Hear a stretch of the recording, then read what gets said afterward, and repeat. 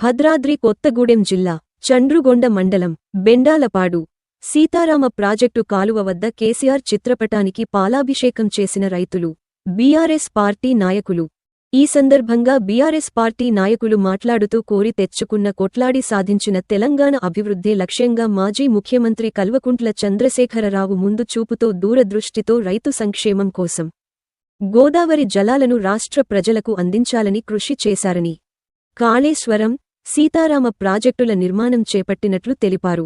కేసీఆర్ చేపట్టిన సీతారామ ప్రాజెక్టు వల్ల జిల్లా సస్యశ్యామలమవుతున్నదని, కేసీఆర్కు ఎల్లవేళలా కృతజ్ఞతలు తెలపాల్సిన అవసరముందని, తెలంగాణ అభివృద్ధి కావాలంటే కేసీఆర్తోనే సాధ్యమని సీఎంగా కేసీఆర్ రావాలని ఆకాంక్షించారు. కాంగ్రెస్ పార్టీ చెప్పేది కొండంతా చేసేది గోరంతని ఎద్దేవా చేశారు.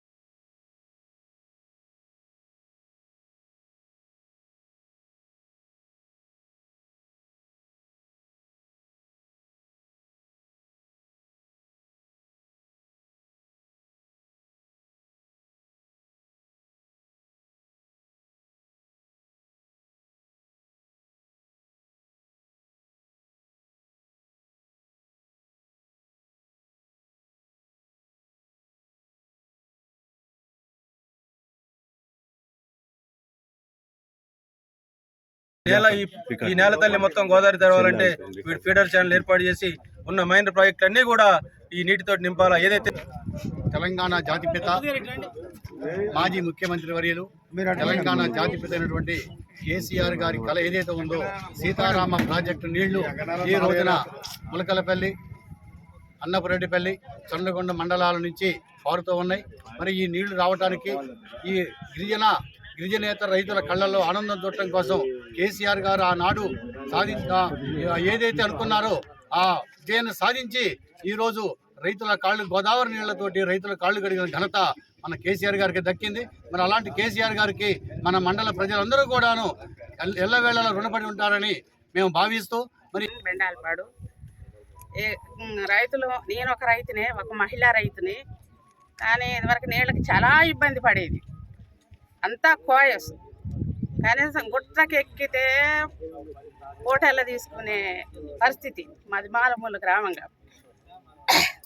అలాంటిది ఇప్పుడు కాలువ రావడం, ఈ జలాలు కొద్దిగా పంటలు పండియడం, పొలాలు కొద్దిగా సాగు చేయడం ఇలాంటివి జరుగుతుంది. ఇలాంటిది ముందుకు రావాలంటే మళ్ళీ ఇదే ప్రభుత్వం వచ్చి, కేసీఆర్ ప్రభుత్వం వస్తే ప్రతి ఒక్క రైతు సంతోషంగా ఉంటారు. బంగారం ఇప్పుడు ఈ భూములలో బంగారమే పండిస్తారు, కానీ ఇప్పుడు కొద్ది కష్టాలలోనే ఉన్నారు. కానీ ఇది కాసి కేసీఆర్ గొప్పతనమైన దయ కానీ ధన్యవాదాలు చెప్తాను.